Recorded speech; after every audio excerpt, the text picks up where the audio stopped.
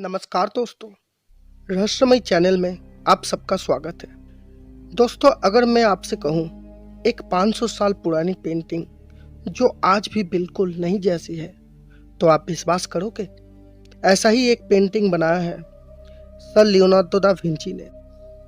Leonardo da Vinci, इनका जन्म 15 अप्रैल 1452 को इटली के फ्लोरेंस में एक विंची नामक छोटी सी गांव में हुआ था। इसी कारण से उनके नाम में विंची शब्द जुड़ा हुआ रहता था। लियोनार्दो दा विंची अपने समय के एक महान आर्किटेक्चर, चित्रकार, म्यूजिशियन, मैकेनिकल इंजीनियर और एक साइंटिस्ट था। दोस्तों, इतनी सारी कला एक साथ एक इंसान में होना भी बहुत बड़ी बात है। दा विंची अपने समय में हर एक कलाकारी का मास्टर माना जाता था। उनके टैलेंट का अंदाजा आप इस बात से लगा सकते हो कि वो एक ही समय पे एक हाथ से लिखना और एक हाथ से पेंटिंग करना, दोनों काम एक ही साथ कर सकता था। और इसी महापुरुष ने बनाया था द मोनालिसा पेंटिंग। ये पेंटिंग कितनी रहस्यमयी है, इसको जानने के लिए हमें आज से 500 साल पीछे जाना होगा। तो दोस्तों, सबसे पहले ये पेंटिंग को देखने से पहली जो चीज़ हमारी दिमाग में आता है वो है ये पेंटिंग में जो महिला है वो कौन है। ये पेंटिंग में जो महिला है इसको लेके बहुत से लोगों के अलग अलग राय है, लेकिन सबसे प्रसिद्ध जो राय है मैं आपको वो बताता हूँ। ये पेंटिंग में जो महिला है वो और कोई नहीं, लियोनार्दो दा विंची का माशूका है।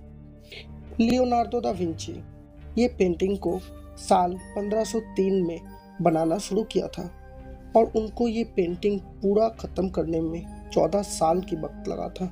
लेकिन कहा जाता है कि उनको सिर्फ ये होठ बनाने में ही 12 साल का वक्त लगा और ये पेंटिंग 1517 में पूरी हुई। ये बात सच है दोस्तों कि मोनालिसा की पेंटिंग बहुत खूबसूरत है, लेकिन इतना भी मशहूर नहीं था। ये तो मशहूर हुआ तब जब 1911 में पेरिस की ला म्यूजियम से चोरी हो गया। और आपको जान के हैरानी होगी कि इस पेंटिंग को चुराने का इल्ज़ाम एक और महान पेंटर पाब्लो पिकासो पर लगा था। बहुत दिन की छानबीन के बाद पता चला कि पाब्लो पिकासो बेकसूर है और पेंटिंग को चुराया था उस म्यूजियम के ही एक वर्कर ने, और जिसका नाम वेंजो फेरिगुआ था। उन्होंने म्यूजियम में ही एक छोटे से कमरे में छुप गया था और म्यूजियम के बंद होने के बाद अपने कोट में पेंटिंग को छुपा के निकल गया था।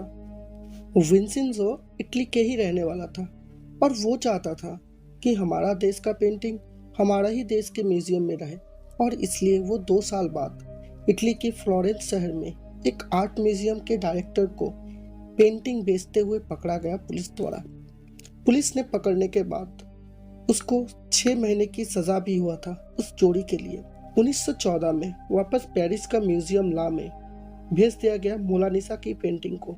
एक रिसर्च से पता चला है कि जब ये औरत को दा विंची ने बनाया था तो वो औरत ने अपने अंदर कुछ राज छुपाया हुआ था, इसीलिए मोनालिसा की मुस्कान में इतनी रहस्य है।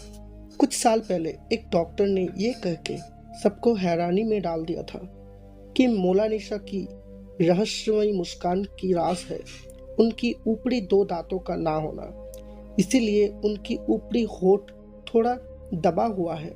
साल 2000 में हार्वर्ड की एक न्यूरोसाइंटिस्ट डॉक्टर मार्गेट ने बताया कि मोनालिसा की मुस्कान नहीं बदलती है, बल्कि बदलती है तो इंसान की माइंड से। मतलब ये आपके दिमाग का खेल है। जैसा आप मोनालिसा को देखना चाहते हो वैसा ही आपका दिमाग आपको दिखाता है। ये चीज़ पर डिपेंड करता है कि आप किस चीज़ पर फोकस कर रहे हो।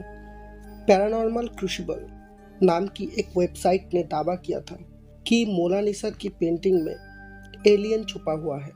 कहा गया कि इस पेंटिंग को लेफ्ट साइड से मिरर के साथ देखने से एलियन जैसी आकृति बनती है।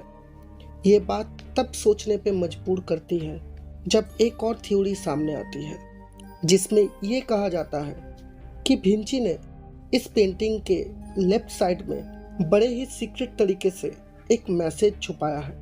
उस मैसेज में इटालियन भाषा में लिखा हुआ था ला रिस्पोस्तो फित्रोभा, इसका मतलब है द आंसर इज हेयर, यानी उत्तर यहाँ लिखा है।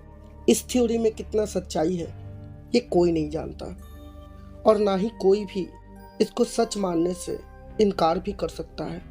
तो गाइस, आपको क्या लगता है? जवाब नीचे कमेंट्स में ज़रूर दें।